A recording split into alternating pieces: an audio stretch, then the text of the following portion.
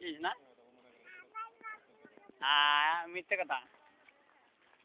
आप बंगालियों के बाहर क्यों? मैं दिल्ली का हूँ भैया।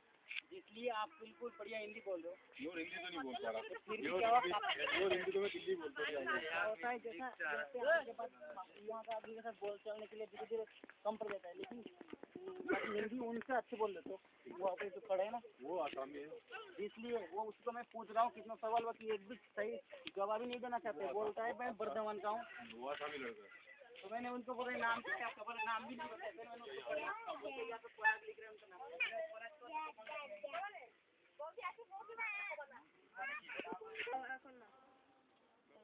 শুরু হয়ে গেছে গাই এখন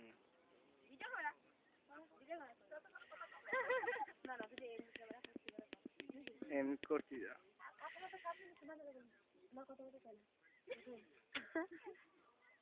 এ হনু হইছে দাঁড়াও দাঁড়াও তোমাকে তেমনি ছবি